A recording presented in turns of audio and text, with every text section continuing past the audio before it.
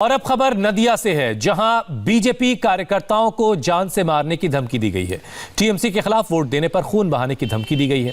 नदिया जिले में दीवारों पर धमकी वाले संदेश लिखे गए, जिसमें कहा गया है कि अगर टीएमसी के खिलाफ वोट किया तो खून की नदियां बह जाएंगी और बीजेपी को वोट दिया तो श्राद्ध की तैयारी करके रखें। दुकानों और मकानों की दीवारों पर यह संदेश लिखा हुआ है, जिसे देखकर हड़कंप मच गया। इन धमकी भरे संदेशों के खिलाफ बीजेपी समर्थकों ने सड़क पर बैठकर धरना भी दिया। बीजेपी का आरोप है कि ये धमकी भरे संदेश टीएमसी नेताओं ने लिखे, जबकि टीएमसी ने इसे पार्टी को बदनाम करने की एक साजिश करार दिया है। রাতের অন্ধকারে প্রকাশ্যে যখন এই ওয়ার্ড থেকে শয়ে শয়ে সাধারণ মানুষ ভারতীয় জনতা পার্টিতে যোগ দিচ্ছে, তখন তৃণমূল কংগ্রেস ভয় পেয়ে গিয়েছে আর দেয়ালে রাতের অন্ধকারে লিখছে যে ভারতীয় জনতা পার্টির কার্যকর্তা কর্মীবৃন্দদেরকে তারা যদি রাস্তায় নামে বিজেপিকে যদি ভোট দেওয়া হয় তাদেরকে খুন করে দেওয়া হবে, তাদের বাড়ির মা বোনকে বিধবা করে দেওয়া হবে। এই ধরনের নোংরা নক্কারজনক ঘটনা ঘটাচ্ছে তৃণমূল কংগ্রেস। কিছু লোক তৃণমূলের সম্মান, দলনেত্রীর সম্মান ক্ষুণ্ণ করার জন্য এই ধরনের কাজ করে মানে তৃণমূলকে ক্ষতি করার চেষ্টা করছে। এই দল কখনো এই কাজে বরদাস্ত করবে না। যথাযথ ব্যবস্থা নেওয়ার জন্য আমরা জেলা তৃণমূল কংগ্রেস সভানেত্রীর কাছে জানাবো। नदिया जिले की दीवारों पर लिखे इन धमकी भरे संदेशों पर बीजेपी ने चिंता जताई है। पार्टी के महासचिव और पश्चिम बंगाल के प्रभारी कैलाश विजयवर्गीय ने इसको लेकर एक वीडियो भी सोशल मीडिया में शेयर किया है। इस वीडियो के साथ कैलाश विजयवर्गीय ने लिखा है, पश्चिम बंगाल के नदिया जिले में मतदाताओं को धमकाने के लिए दीवारों पर बांग्ला में लिखा है कि टीएमसी के खिलाफ एक भी वोट पड़ा तो हम खून की नदियां बहा देंगे। अगर बीजेपी को एक भी वोट दिया तो आपको उसके नतीजे भुगतने होंगे। क्या यही ममता राज का लोकतंत्र है? बीजेपी सांसद लॉकेट चटर्जी ने इन धमकी भरे संदेशों पर पलटवार किया है। उन्होंने कहा कि बीजेपी इन धमकियों से डरने वाली नहीं है और 2021 में बंगाल की जनता टीएमसी को इसका जवाब देगी।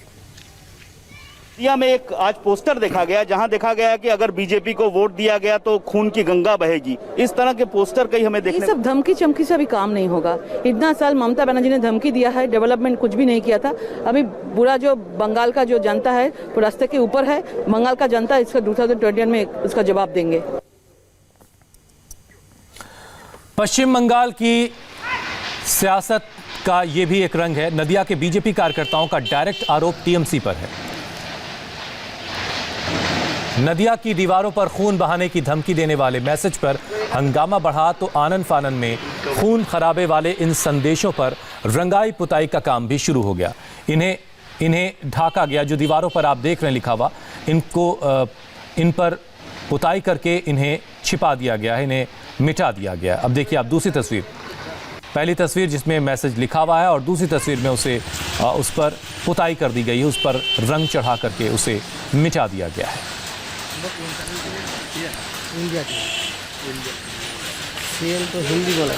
नदिया के बीजेपी कार्यकर्ताओं का डायरेक्ट इल्जाम टीएमसी पर है। बीजेपी कार्यकर्ताओं का साफ कहना है कि टीएमसी वालों ने ही खून खराबे की ये धमकी वाले संदेश लिखे थे।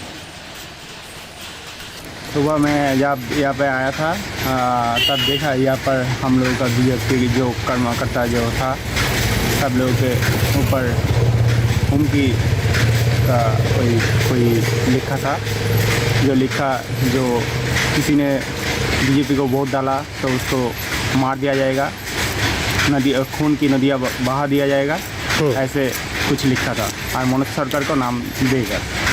कौन लिखा होगा? हमारा जो विरोधी जो एगेंस्ट जो पार्टी है, तृणमूल कांग्रेस, उसका ही कोई कार्यकर्ता को। जिन दीवारों पर बीजेपी कार्यकर्ताओं से खून खराबे की धमकी भरे मैसेज लिखे गए थे, ठीक वहीं से आपको एक रिपोर्ट दिखाते हैं। यही वो दीवार है जहाँ पे सुबह उठती घरगा लोग जब बाहर आए सब देखा था, देख रहे थे कि इसी दीवार पे लिखा था अगर टीएमसी के खिलाफ कोई भी वोट डाला गया तो उसको खून की नदियाँ बहा देंगे। इसके नीचे ठीक नीचे लिखा था कि मनोज सरकार नाम है और इसके नीचे लिखा था कि अगर बीजेपी को एक भी वोट मिला, अब बीजेपी की तरफ अगर एक भी वोट गया तो उसका जो फैमिली है उसको फैमिली को साथ की तैयारी करके रखना होगा।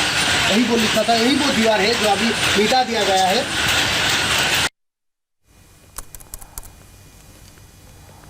तो नदिया की दीवारों पर, नदिया में लोगों के घरों की दीवारों पर इस तरह के मैसेज थे, जिन्हें अब बहरहाल ये 4 तस्वीरें बंगाल की सियासत से जुड़ी हुई और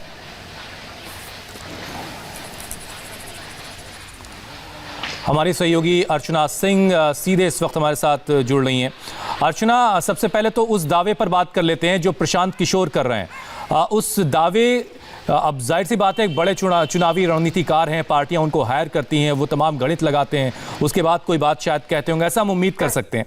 तो उनके दावे की का आधार क्या देख पा रही हैं आप लगातार पश्चिम बंगाल के अलग अलग हिस्सों में घूम रही हैं। देखिए हुसैन, कोई भी पार्टी होती है, चुनाव के दिन तक हमने देखा है जिस दिन नतीजे आते हैं उस दिन तक यही दावा करती है कि वो जीतेगी। और प्रशांत किशोर ये दावा इसलिए कर रहे हैं क्योंकि वो टीएमसी के लिए रणनीति बना रहे हैं, और अगर वो इस तरीके के दावे नहीं करेंगे तो उनकी वजह से कहा जा रहा है कि टीएमसी बहुत लोग छोड़ रहे हैं, प्रशांत किशोर से नाराज है। कह रहे हैं कि एक स्ट्रैटेजिस्ट जो है वो नेताओं को सलाह दे रहा है कि किस तरह से पार्टी काम करेगी, 20-20 साल 30-30 साल की राजनीति करने वाले नेता किस तरह से काम करेंगे। तो जाहिर सी बात है प्रशांत किशोर इस तरह के दावे करेंगे। लेकिन अगर हम यहां पर घूमे देखें, या जिस तरह से कल बोलपुर में रोड शो हुआ, लगता है कि शायद एक बार फिर प्रशांत किशोर को सोचना चाहिए, और इसीलिए शायद उन्होंने साफ नहीं किया है कि वो कौन सा स्पेस छोड़ेंगे, ये उन्होंने क्लियर नहीं किया अपने ट्वीट में। तो ये वक्त बताएगा, लेकिन दावे बहुत ज्यादा पुख्ता हैं या नहीं इसके लिए इंतजार करना पड़ेगा। लेकिन सड़कों पर सच्चाई कुछ और दिख रही है, लगता है कि ये दावे शायद गलत भी साबित हो सकते हैं। चलिए, किसको कितना स्पेस मिलेगा ये जनता वहां की तय कर देगी। फिलहाल बहुत बहुत शुक्रिया अर्चना।